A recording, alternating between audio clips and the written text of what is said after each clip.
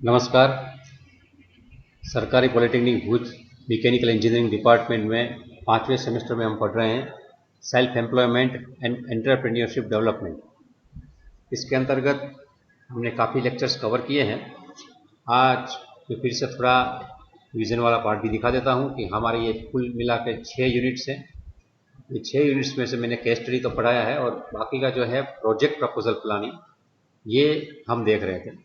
तो project proposal planning के अंदर हमें ये 4 चीज़ें देखनी होती थी। तो मैनेजमेंट ऑफ क्रूशियल रिसोर्सेज या क्रिटिकल रिसोर्सेज, उसके बारे में डिस्क्रिप्शन कैसे करेंगे, इसको आइडेंटिफाई कैसे करेंगे, वो देख लिया है। मार्केटिंग के बारे में भी हमने देख लिया है और इसकी मार्केटिंग की जो चैनल होती है 4P channel, product, price, place और प्रमोशन, उसके बारे में भी हमने देखा था। और prepare preliminary and detail project report, इसके बारे में थोड़ा थोड़ा टच करके छोड़ दिया, जिसमें जो टर्मिनोलॉजी आती है, बैलेंस शीट क्या होती है या प्रॉफिट लॉस अकाउंट क्या होता है या फंड फ्लो स्टेटमेंट क्या होता है, वो सब भी हमने देख लिया था, उसकी जो प्रिलिमिनरी रिक्वायरमेंट है। और बाकी जो एस्टिमेशन कॉस्टिंग में भी जो पढ़ते हैं कि लेबर कॉस्ट क्या होती है, मटेरियल कॉस्ट क्या होती है, वो सब पढ़ चुके हैं। तो उसके बाद हम ये रिपोर्ट्स बना सकते हैं। रिपोर्ट्स बेसिकली 2 प्रकार की है, एक डिटेल प्रोजेक्ट रिपोर्ट होती है और एक प्रिलिमिनरी रिपोर्ट होती है। तो सबसे पहले मैं ये दोनों रिपोर्ट के बारे में थोड़ा थोड़ा बताता हूँ। सबसे पहली चीज़ है प्राइमरी प्रोजेक्ट रिपोर्ट। ये प्राइमरी प्रोजेक्ट रिपोर्ट एकदम छोटी होती है, डिटेल प्रोजेक्ट रिपोर्ट है वो बहुत बड़ी होती है। तो डीपीआर और पीपीआर, ऐसे 2 शब्द यूज किए जाते हैं। कभी कभी इसका एक एक मार्क में एब्रीवेशन भी पूछ लेते हैं कि पीपीआर का फुल फॉर्म क्या होता है या डीपीआर का क्या होता है। पीपीआर मतलब प्राइमरी प्रोजेक्ट रिपोर्ट। तो प्राइमरी प्रोजेक्ट रिपोर्ट ज़्यादातर इसीलिए बनानी पड़ती है कि डिटेल प्रोजेक्ट रिपोर्ट बनाने में बहुत ही टाइम लगता है और वो बनाते बनाते हम कभी हमारी डेडलाइन छूट भी जाती है। तो इसके लिए हम जो हमारा मोटा मोटा मतलब समरी हो सके ऐसी कुछ जो बातें हैं वो प्राइमरी प्रोजेक्ट रिपोर्ट में 15, 20, 25 पन्ने में दे देते हैं। और डिटेल प्रोजेक्ट रिपोर्ट है वो 70, 80 और 200 पेज तक जा सकता है और उसमें पूरी एनालिसिस आती है। तो प्राइमरी प्रोजेक्ट रिपोर्ट में हम ज़्यादातर क्या बात कहते हैं, ये मैंने समराइज करके रखी है। जरूरी नहीं यही हो, इससे कुछ 2-3 चीज़ ज़्यादा भी हो सकती है, 2-3 चीज़ कम भी हो सकती है।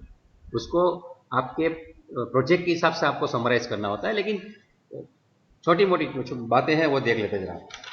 तो सबसे पहली चीज़ है कि उसमें आपको प्रमोटर्स की डिटेल देनी पड़ती है। जो प्रोजेक्ट रिपोर्ट है किसी को पता चले कि हम ये प्रोजेक्ट कर रहे हैं तो उसकी जो बैंक में या उसके लिए पहले प्रपोजल देनी होती है। तो प्राइमरी प्रोजेक्ट में हम हमारा नाम है, हमारा एड्रेस है, हमारी एज है, इसके बस कोमा भूल गए हैं, तो फाइनेंशियल स्टैंडिंग है, हमारा कितना वित्तीय सामर्थ्य है वो भी दिखाना पड़ता है, और हमारे कॉन्टैक्ट डिटेल, ईमेल है वगैरह वगैरह देना पड़ता है। तो पहले एक चीज़ इसमें एक पेज में ये आ जाता है। दूसरी चीज़ है हमारे प्रोजेक्ट के बारे में डिटेल देनी होती है। प्रोजेक्ट की डिटेल में भी पूरा एकदम डिटेल नहीं देनी कि मैन्युफैक्चरिंग कैसे करेंगे वो, लेकिन प्रोडक्ट कौन सी होगी आपकी और इसकी रेंज क्या होगी। समझो आप मोबाइल बना रहे हैं तो मोबाइल में कितनी प्रकार के मोबाइल्स हो गए, या साबुन बना रहे हैं तो साबुन कितने प्रकार के होंगे, या टूथपेस्ट हो तो टूथपेस्ट कितने प्रकार की होंगी। मतलब ये जो कुछ भी है प्रोडक्ट, उसकी पूरी टाइप्स देनी है स्पेसिफिकेशन के साथ। बाद में फॉर्म ऑफ बिजनेस, आप पार्टनरशिप में जा रहे हैं या अकेले कर रहे हैं, क्या कर रहे हैं, उसका लोकेशन भी आपको दिखाना होता है। और आपकी प्लांट की कैपेसिटी, मतलब आप एक दिन में या एक महीने में या एक साल में क्या क्या प्रोडक्शन कितना कर सकते हैं, वो सब आपको समराइज करके देना होता है। तीसरी बात है आपका टोटल प्रोजेक्ट कॉस्ट कितना होगा और आप उसके लिए कहाँ से पैसे लाएंगे, उसका समरी देना होता है। आपका प्रोजेक्ट कॉस्ट में कुल मिला के जितने भी फिक्स कॉस्ट है, वेरिएबल कॉस्ट है, इन्वेस्टमेंट का कॉस्ट है, मतलब ये ऑपरेटिंग कॉस्ट है, ये सब इंस्टॉलेशन कमीशनिंग सब आ गया।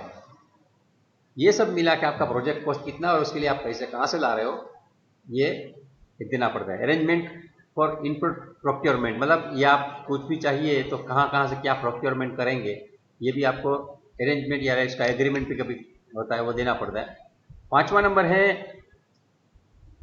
आपकी प्रोडक्ट जो बन रही है उसका कॉस्टिंग कितना है, मतलब उसका जैसे हमने एस्टिमेशन में देखा है कि डायरेक्ट और इनडायरेक्ट मटेरियल कॉस्ट, फिर किसी प्रकार से लेबर कॉस्ट और ओवरहेड, उसके हिसाब से एक प्रोडक्ट कितने में पड़ रही है ये आपको उसको बताना पड़ेगा, और आपकी प्राइसिंग क्या रखेंगे वो भी आपको दिखाना पड़ सकता है। उसके बाद है market survey and estimated sales in first 2 और 3 ईयर्स। आप जो अगर मार्केट सर्वे किया है तो उसका थोड़ा समराइज कुछ चार्ट बना के दिखाना है मार्केट में आपकी प्रोडक्ट की डिमांड क्या रहेगी और आपका मार्केट शेयर क्या रह सकेगा, और आपका जो प्रोडक्ट है कितना बिकेगा हर एक प्रोडक्ट, उसका आप 2-3 साल का पूरा प्रोजेक्शन करके बता सकते हैं कि मुझे इतनी आमदनी या इनकम हो सकती है। और सातवीं चीज़ है एस्टिमेटेड प्रॉफिटेबिलिटी इन फर्स्ट 2 और 3 ईयर्स, मतलब आपका प्रॉफिट कितना हो जाएगा 2-3 साल में, ये भी आपको ये प्राइमरी प्रोजेक्ट रिपोर्ट में देना होता है। इसके सिवा आपको अगर कुछ ज़रूरत लगती है कुछ और चीज़ें डाल सकते हैं, लेकिन ये एकदम समराइज फॉर्म में होता है, ये डिटेल इसमें कैलकुलेट करके देने की ज़रूरत नहीं है। आप इसमें क्या एज्यूम कर रहे हैं वो भी देने की ज़रूरत नहीं है। आपका लैंड कितना होगा, कितने में खरीदा है, या आपका पूरा बिल्डिंग कितना कंस्ट्रक्शन होगा, ये सब कुछ देने की ज़रूरत नहीं है। इसमें आपको सिर्फ टोटल प्रोजेक्ट कॉस्ट देना है, मतलब समरी करके देना है। तो उस वक्त आप तो एस्टिमेट करके प्रोजेक्ट कॉस्ट देते हैं और उसमें आप कहाँ से पैसे ला रहे हैं वो दे रहे हैं, वो समराइज फॉर्म में होता है। प्राइमरी प्रोजेक्ट रिपोर्ट में सब डिटेल या ब्रेकअप एक एक चीज़ की देने की ज़रूरत नहीं होती। लेकिन इसके सिवा जो हमें देना होता है डिटेल प्रोजेक्ट रिपोर्ट, तो उसमें कुछ 10-11 चीज़ें होती हैं। 6 इस पेज पे रखी है और दूसरी पेज 5 इस पेज पे रखी है। ज़रूरी नहीं 11 ही चीज़ों, 11 के बदले 110 चीज़ भी लोग बना सकते हैं। इसमें अलग अलग हेडिंग पे जाते हैं। जैसे प्रमोटर्स प्रोफाइल है 1 नंबर पे रखा है, लेकिन उसमें भी आप अगर चाहें तो कुल मिला के 10 आइटम प्रमोटर प्रोफाइल में भी दे सकते हैं। तो ये बहुत ही बड़ा रिपोर्ट होता है। प्रमोटर्स एक ही होता है या 2 होते हैं या 25 भी होते हैं, तो पूरा का पूरा आपको देना पड़ता है। दूसरी बात यह है आप पूरा नए बिजनेस में है, या कभी कभी ऐसा भी होता है आप पुराने बिजनेस में है लेकिन नया प्रोजेक्ट खोल रहे हैं, तो उस हिसाब से प्रमोटर प्रोफाइल बनता है। प्रमोटर प्रोफाइल या उसकी जो की भी जो विगत है वो जेन्युइन होनी चाहिए। उसमें वो जरूरी नहीं आपकी पर्सनल डिटेल आप उसमें सब दे, आपको उसमें पान नंबर या आधार नंबर या ऐसा कुछ नहीं देना होता है। लेकिन एक चीज़ है आप अपना पूरा नाम, आपका पूरा एड्रेस, आपकी डेट ऑफ बर्थ, आपकी फैमिली डिटेल, मतलब आपके पिताजी माताजी ये क्या क्या कर रहे हैं, या दूसरे भी जो रिलेटिव्स ऐसे हैं जिसके साथ आपका फाइनेंशियल वो बनता है, रिलेशन है, कि उसका जो बोझ है वो आपके ऊपर आ सकता है। कभी कभी हम न्यूज़पेपर में देखते हैं कि अभी मेरा बेटा है मेरे कहने में नहीं, इसलिए इसके साथ कुछ व्यवहार मत करना, ऐसे नाम नहीं देने हैं। वरना जिसके साथ भी आपकी फाइनेंशियल लायबिलिटी बनती है उनका सबका रिलेशन आपको प्रोमोटर्स प्रोफाइल में देना पड़ता है। इसके बाद है आपका एजुकेशनल क्वालिफिकेशन। आप डिप्लोमा मैकेनिकल इंजीनियरिंग है, समझो कि आप ये यहाँ पास हो जाएंगे 2021 में, तो आप बोल सकते हैं कि अप्रैल 2021 में मैं 9.3 से गुजरात टेक्नोलॉजिकल यूनिवर्सिटी से पास हो गया हूँ। इस हिसाब से आप उसका एजुकेशनल क्वालिफिकेशन भी दे सकते हैं, उससे ऊपर भी है तो वो भी दे सकते हैं। अगर आपका एक्सपीरियंस क्या है, मतलब आपने अगर ये बिजनेस शुरू किया है तो यूं ही नहीं किया है, आपके पास कुछ एक्सपीरियंस है, उसको ध्यान में रखते हुए आप जा रहे हैं। तो प्रमोटर्स प्रोफाइल की बात करूँ पहली वाली चीज़ में, तो वो देना पड़ता है एक्सपीरियंस, कि आपने सुपरवाइजर पे काम किया है ट्रेनिंग लेने के बाद, तो सुपरवाइजर पे कहाँ काम किया था, डिरेक्शन में कहाँ काम किया था, कमीशनिंग में कहाँ काम किया था, कितना महीना किया था, वो सब भी आप दे सकते हैं। बाद में फ़ोन नंबर है, मोबाइल है, मतलब ईमेल आईडी है, फैक्स नंबर है, वो सब भी हमें देना पड़ता है। लेकिन प्रमोटर्स प्रोफाइल ही चीज़ है कि उसमें आपका 10 हेड आ जाएंगे। नेक्स्ट चीज़ है प्रोजेक्ट डिटेल्स। प्रोजेक्ट डिटेल्स में आप क्या क्या देंगे? प्रोजेक्ट डिटेल में आपको देना है आपकी प्रोडक्ट कौन सी रहेगी। समझो आप बना रहे हैं इलेक्ट्रिकल मोटर, या आप बना रहे हैं न्यूमेटिक वाल बना रहे हैं, या आप कोई आर्म्स बना रहे हैं, कुछ भी बना रहे हैं, तो जो भी है इसकी सभी रेंज आपको देनी है। तो प्रमोटर्स प्रोफाइल में आप अपने बारे में बता रहे थे, आपका घर का एड्रेस दे रहे थे, उसमें आपके ऑफिस का एड्रेस नहीं मांग रहे हैं, आपके परमानेंट एड्रेस मांग रहे हैं आधार कार्ड के हिसाब से। लेकिन प्रोजेक्ट प्रोफाइल है उसमें आपको आपकी प्रोडक्ट है वो कौन सी बना रहे हो उसका पूरा स्पेसिफिकेशन रेंज के साथ। समझो आप पेन ड्राइव भी बना रहे हो तो 4 GB की कितनी है, 8 GB वाली कितनी है, वो सब सब 15 GB वाली, 16 GB वाली, 32 GB वाली, सब कुछ रेंज आपको देनी पड़ेगी। तो name of product, not only product का नेम, उसका स्पेसिफिकेशन। उसके बाद है आपके बिजनेस का एड्रेस। आपके बिजनेस का एड्रेस इसमें कभी कभी एक ही जगह पे होता है तो ठीक है, लेकिन समझो 2-3 लोकेशन है आपको, तो सबके सब बिजनेस के एड्रेस आपको देना पड़ता है, आपकी प्रोप्राइटरशिप जिस हिसाब से है उस हिसाब से। इसके बाद आपका form of business, project detail में आप जो प्रोजेक्ट कर रहे हैं वो आप अकेले कर रहे हैं और सोल प्रोप्राइटरशिप है या जॉइंट वेंचर है या सब्सिडाइज है, गृह उद्योग है, जो भी है। और इसके साथ आपका बैंक अकाउंट डिटेल प्रोजेक्ट का, आपका खुद का नहीं, प्रोजेक्ट के लिए आपको अलग बैंक अकाउंट, करंट अकाउंट खोलते हैं आप, तो जो करंट अकाउंट खोलते हैं, जो भी बैंक में खोलते हैं, उसका आपको वहाँ डिटेल डालना है, उसमें कितने ट्रांजेक्शन हुए हैं नहीं हुए वो सब उसके बाद में वो उसको पता चल जाता है बाद में। इसके बाद जो तीसरी चीज है वो आपको टोटल प्रोजेक्ट कॉस्ट डालना है। तो उसमें आपको पहले फिक्स्ड एसेट दिखानी है। फिक्स्ड एसेट मतलब क्या? फिक्स्ड एसेट मतलब नॉन रिकरिंग एक्सपेंसेस, एक ही बार का खर्चा है, बाद में उसका खर्चा करना नहीं है। तो ऐसे जो भी खर्चे हैं फिक्स्ड एसेट में आपको दिखाने हैं।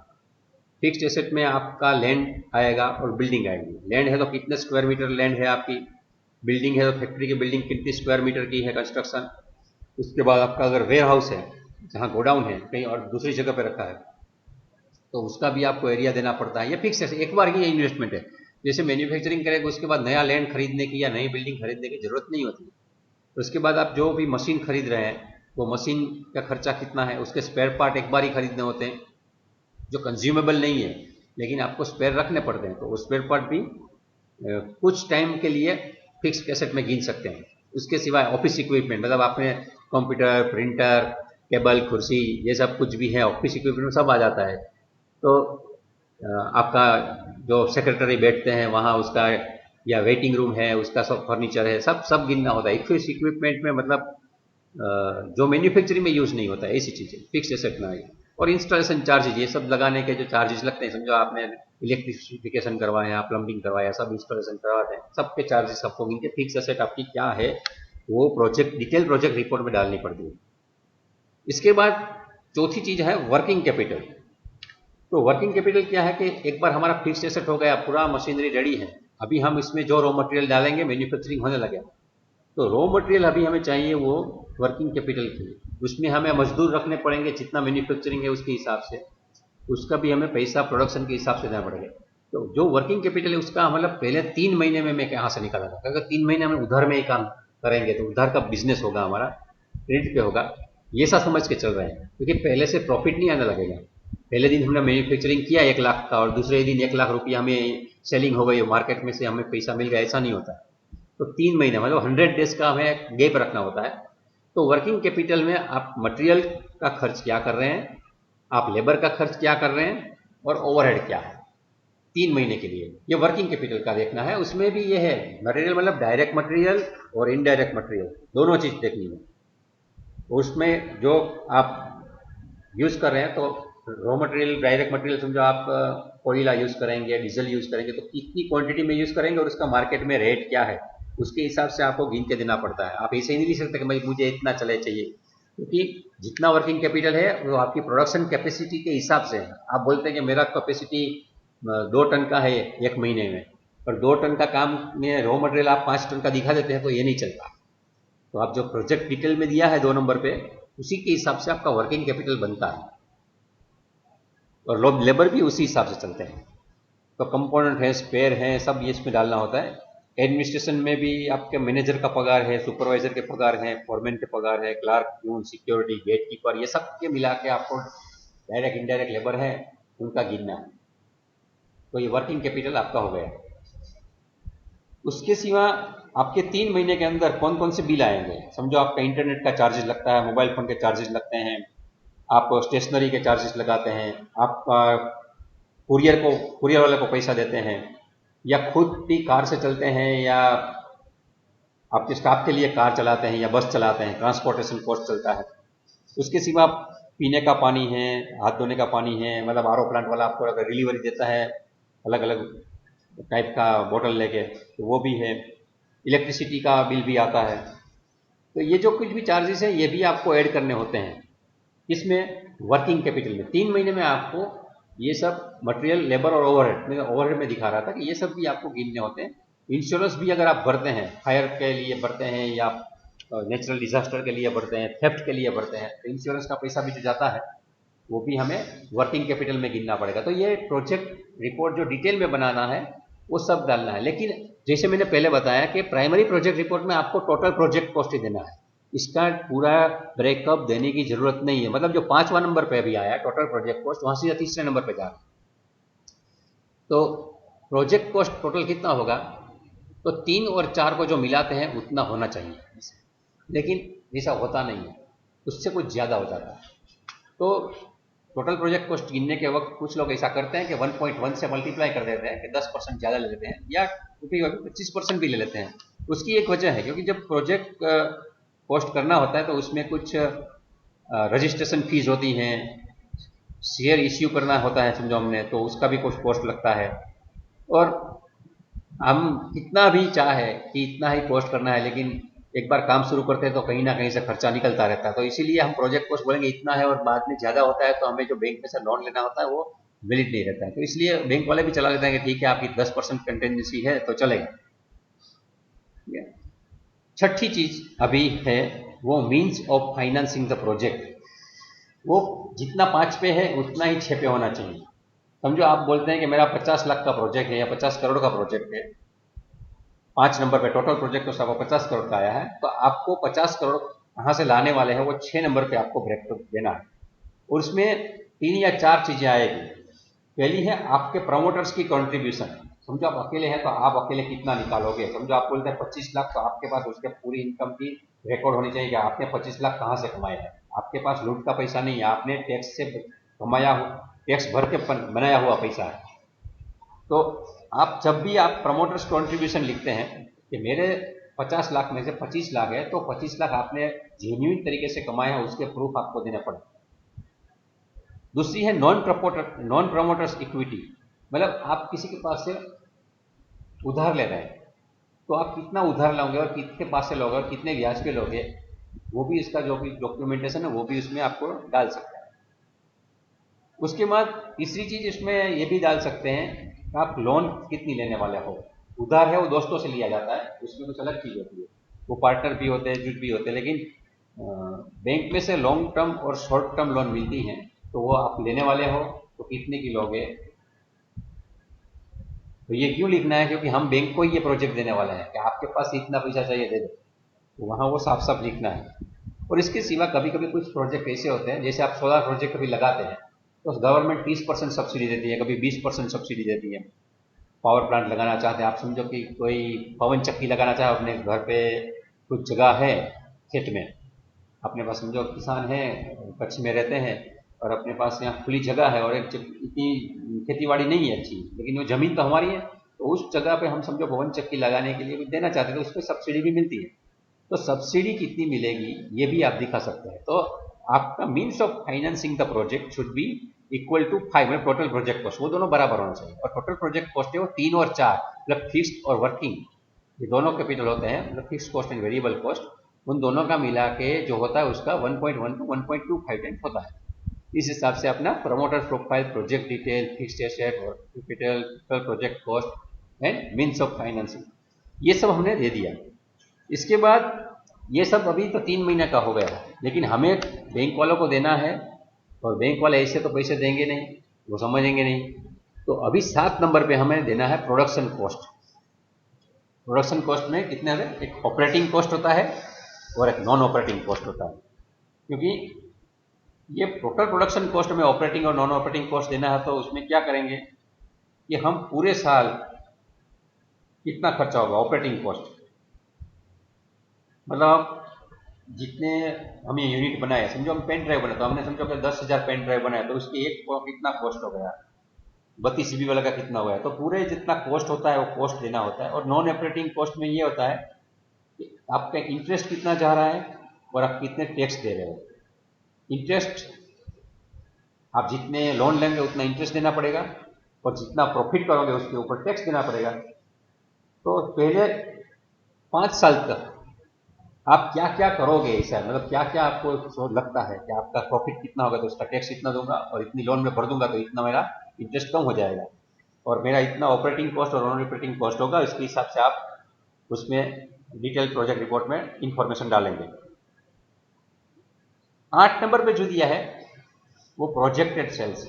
प्रोजेक्टेड सेल्स मतलब अभी आपने यूनिट तो चालू ही नहीं किया है, आपने लोन के लिए अप्लाई करना है, लेकिन आप बनाने लगेंगे तब आपका हर साल में इतना सेलिंग होगा। और हर एक आइटम के लिए समझो आप फॉर्म भी बना रहे हैं तो आपका एक हॉर्स पावर वाला है, 2 हॉर्स पावर वाला है, 5 हॉर्स पावर वाला है, 7.5 हॉर्स पावर का है, 5 स्टेज का है, 7 स्टेज का है, 10 स्टेज का है।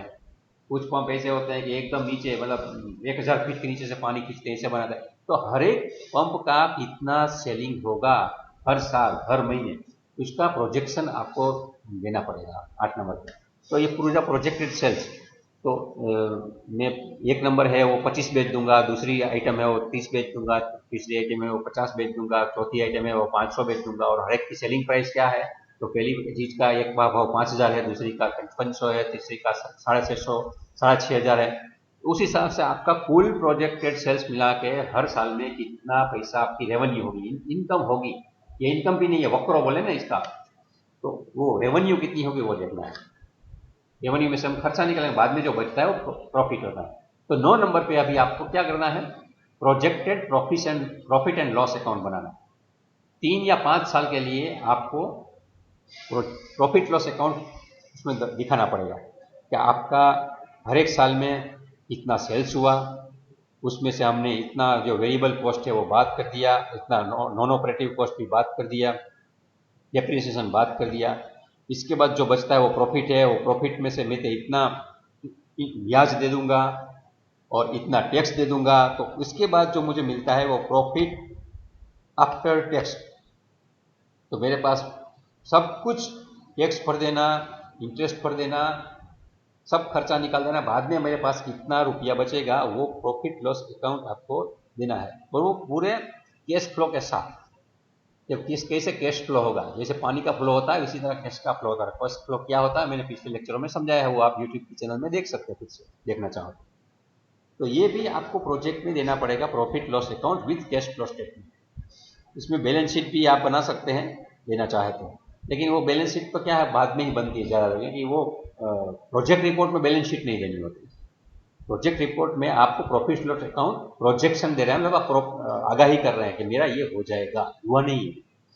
कैश फ्लो स्टेटमेंट भी कैश ऐसे फ्लो होगी और मेरे पास 5 साल के बाद इतने रुपये बचेंगे, मैं बहुत ही धनवान हो जाऊंगा। जैसे अपनी शेख चिल्ली की वार्ता में आता है ना, वो इसको आटा का डब्बा दिया था और बैठा था, तो मेरे एक बकरी खरीदूंगा, एक महीने 2 बकरी होगी, बाद में 25 भैंस होगी। वो सब क्या कर रहा था, projected profit and loss account बना रहा था और उसके हिसाब से वो शेख चिल्ली की कहानी आ गई। लेकिन ये जब हमें करना है, हम शेख चिल्ली हम उनके करना नहीं है, हमें मेहनत भी करनी है। उसके बाद 10 नंबर पे जो है वो बहुत ही इंपॉर्टेंट चीज, बैंक ये 10 नंबर की एनालिसिस देखती है और उसी के हिसाब से हमारी लोन सेंक्शन करती है। हम बैंक के पास जाते हैं और मांगते हैं कि हमें 50 लाख का लोन चाहिए, बैंक बोलती है कि आपको 5 रुपये के भी देने के लायक नहीं है। और कभी कभी 50 लाख मांगते हैं तो बैंक वाले 50 लाख ही क्यों लेते हैं, आपको 2 करोड़ के लिए एलिजिबल बनते हैं। आपका तो बहुत ही पावरफुल पोर्टफोलियो है, आपका प्रोजेक्ट रिपोर्ट इतना बढ़िया है कि हमें 2 करोड़ तक देने में कोई दिक्कत नहीं है। तो वो कैसे होता है, वो आपकी फाइनेंशियल एनालिसिस होती है। वो चारों के चारों term, what is break even point, what is ROI, what is CVP and what is DSCR, वो चारों की चारों चीज मैं पिछले लेक्चर में पढ़ा चुका हूं। लेकिन आपके प्रोजेक्ट रिपोर्ट में आपको चारों चीज करके देनी है। ब्रेक इवन पॉइंट है वो आपका कैसा रहेगा, मतलब profit before interest and total contribution, इसके हिसाब से आपको इतना वॉल्यूम बनाएंगे तो आप ब्रेक इवन पे पहुंचेंगे, वो आपको देना है। इसके बाद रिटर्न ऑन इन्वेस्टमेंट, आपने जो पैसे रोके थे वो कितने दिनों में वापस आ जाएंगे या कितनी स्पीड से वापस आ जाएंगे, वो रिटर्न ऑन इन्वेस्टमेंट। और rate of return on investment, आप सोचें, आप कहेंगे सर मेरा बिजनेस है 50 लाख का इन्वेस्टमेंट करता हूँ और मुझे वापस 50 लाख मिल जाएंगे, लेकिन कितने दिनों में मिलेंगे, आप बोले 10 साल में। तो क्या मतलब है, 50 लाख मैंने रोके हैं, वो 2 साल में अगर मिल जाते हैं, हमारा बिजनेस है तो मतलब कुछ है। तो rate of return on investment ये देना होता है। इसके बाद है CVP, cost volume profit analysis. आप उसमें ये भी दे सकते हैं कि अभी तो मेरा इतना ही है, लेकिन अगर मैं वॉल्यूम बढ़ा दूंगा, मैन्युफैक्चरिंग में भी डिमांड बढ़ेगी तो मेरा प्रॉफिट इतना बढ़ जाएगा, और मैं कॉस्ट इतना कम कर दूंगा नई टेक्नोलॉजी में तो इतना प्रॉफिट बढ़ जाएगा। ये भी आप उसमें दे सकते हैं, ऑप्शनल है सीवीपी, कंपलसरी नहीं है देना। लेकिन बीईपी और आरओए तो देना ही चाहिए, सीवीपी ऑप्शनल है। और इसके बाद जो है डीएससीआर, ये है डेब्ट सर्विस कवरेज रेशियो।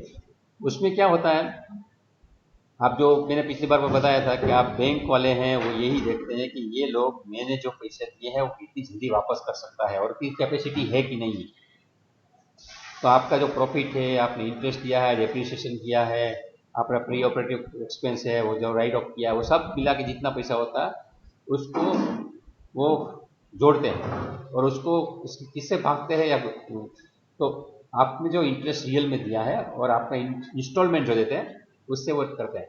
मतलब क्या आपका समझो कि पूरे साल में सब कुछ मिला के इतना अच्छा इनकम है कि ये समझो कि 10 लाख का इनकम हो गया और आपका हफ्ता 1 लाख का ही भरना है।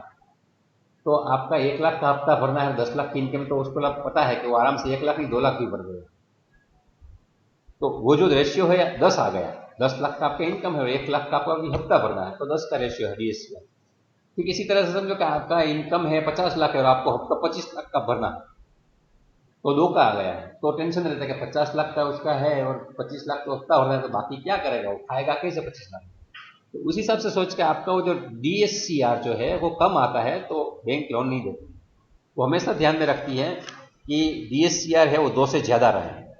अगर 2 है तो वो कुछ अपना रेट घटा देगी, मतलब आपका लोन का अमाउंट है वो कम कर देगी, आपको 50 लाख का नहीं 40 लाख का देंगे, 30 लाख का देंगे, क्योंकि आपके पास कैपेसिटी नहीं है। आपका बिजनेस का रिपोर्ट बोलता है कि मैं ये एनालिसिस करके ये कंक्लूजन पे पहुंचा हूं कि आपको लोन देने से आपका डीएससीआर एकदम लो हो रहा है, आप लोन नहीं दे पाएंगे, आपका बिजनेस बंद हो सकता है।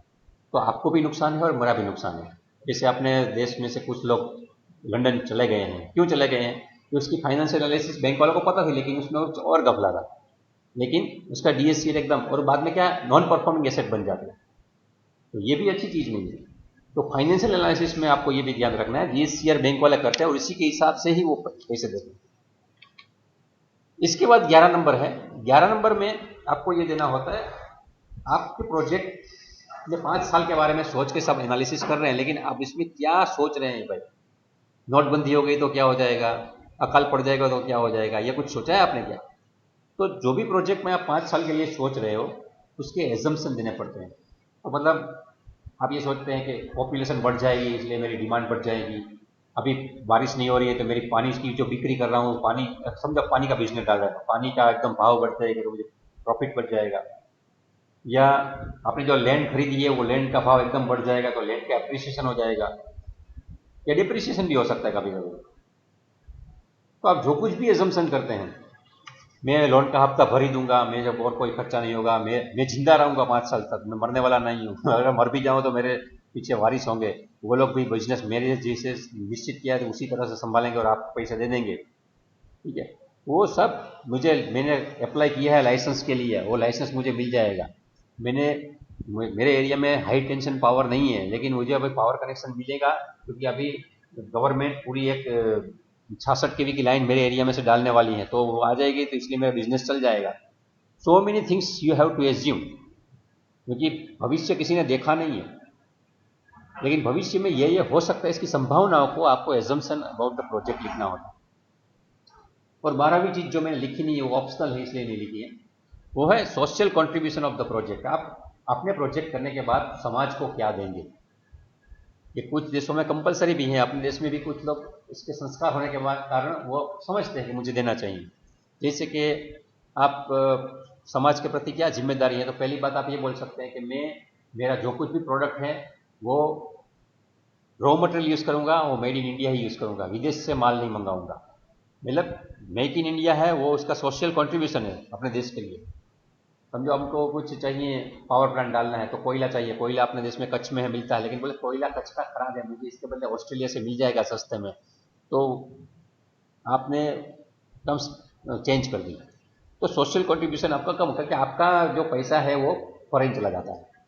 तो आप ये कर सकते हैं। दूसरी चीज़ ये भी है कि आप समझो कच्छ में प्रोजेक्ट डालते हैं, तो कच्छ में प्रोजेक्ट डालने के वक्त आप यहाँ चाइनीज वर्कर को रखते हैं, दूसरे देश के वर्करों को बुला लेते हैं, या पाकिस्तान नज़दीक है अपने यहाँ पेशावर से, ये लोगों को काम है चलो यहाँ बुला लेते हैं, तो ये नहीं चलेगा। आपको कच्छ के लोग 80% हो गए, मतलब यूज ऑफ इंडिजीनियस स्किल। हमारे यहाँ जो भारत के लोग हैं उसी को हम यहाँ रखेंगे और कच्छ के ज़्यादा लोगों को रखेंगे ताकि यहाँ विकास हो। तो ये आपका कॉन्ट्रीब्यूशन है, ये भी आप उस प्रोजेक्ट में डाल सकते हैं।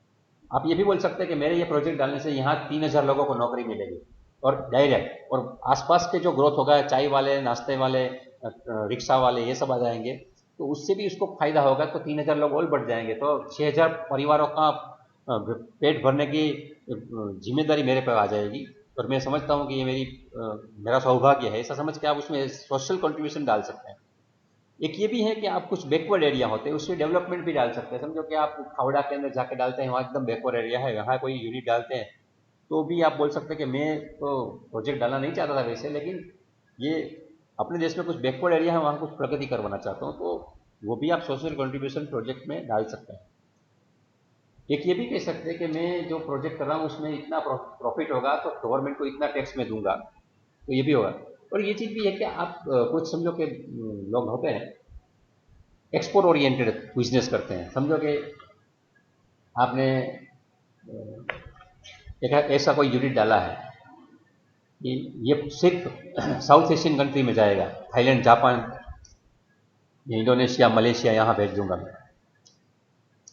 तो पूरा एक्सपोर्ट यूनिट डाल रहा हूँ, मेरा कोई भी चीज़ इंडिया में नहीं बिकेगा और ये सब एक्सपोर्ट होगा, इसलिए भारत देश को कुछ इनकम हो सकती है, ये भी एजम्पशन है, तो ये भी डाल सकते हैं। कुल मिला के डिटेल प्रोजेक्ट रिपोर्ट में ये सब चीज़ें आती हैं। मैं एक और सैंपल भी दिखाता हूँ जो थोड़ा नेट पे है। तो आपका डीपीआर का स्ट्रक्चर इस हिसाब से होता है। इसका टाइटल पेज होता है, इसमें नेम, एफिलिएशन, डेट आ जाता है। उसके बाद एक्नॉलेजमेंट लिखते हैं हम, जैसे अपने प्रोजेक्ट रिपोर्ट में लिखते हैं इसी तरह के मैं इसका ऋणी हूँ, इसका आभारी हूँ, ये सब एक्नॉलेजमेंट। इसके बाद इंडेक्स आता है जिसको कंटेंट लिस्ट बोलते हैं। इसके बाद आपके प्रोजेक्ट रिपोर्ट में जो जो एब्रीविएशन यूज कर रहे हैं, समझो मैंने बोला था डीपीआर मतलब डिटेल प्रोजेक्ट रिपोर्ट, पीबीवी मतलब पेबैक पीरियड, तो ये जो भी एब्रीविएशन है वो आपका समरी सब शुरू में देना होता है, क्योंकि पढ़ने के वक्त आप उसको दिक्कत ना हो, कहीं भी एब्रीविएशन देखा वो सीधा आगे जाके देख लेगा। आपकी एग्जीक्यूटिव समरी आती है उसके बाद। इसके बाद इंट्रोडक्शन ऑफ बैकग्राउंड, मतलब आपका जो प्रोजेक्ट उसका पूरा बैकग्राउंड का इंट्रोडक्शन है। बाद में आपका main technical and financial analysis chapters आता है जो मैं अभी समझा रहा था। उसके बाद रिकमेंडेड एक्शन प्लान ये भी डालना होता है, और इसके बाद अपेंडिसिस आप दे सकते हैं। तो इस सब कुल मिला के मैंने ये नट शेल में आपको एकदम अपने डिप्लोमा लेवल पे जो बेसिक चाहिए वो समझाया हुआ है।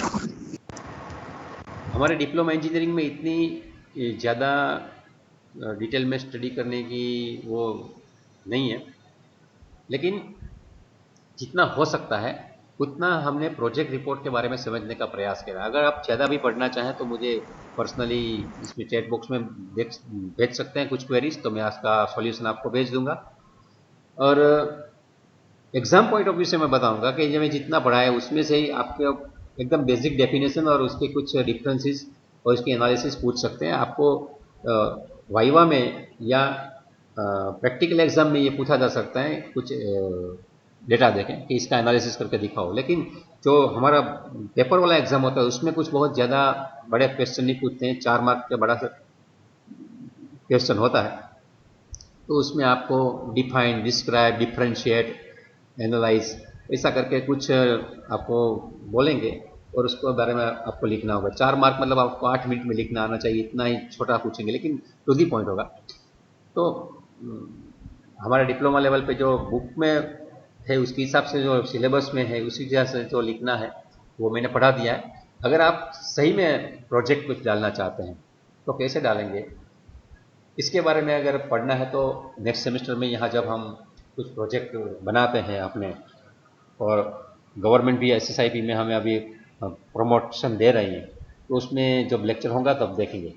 ये लेक्चर देखने के लिए बहुत बहुत धन्यवाद। उसमें जो कुछ भी कमियां हैं वो हमारे लेवल के हिसाब से है, क्योंकि डिप्लोमा में कुछ हमें इकोनॉमिक्स के जो टर्मिनोलॉजी है वो हमने यहाँ उतने डिटेल में समझाई नहीं है।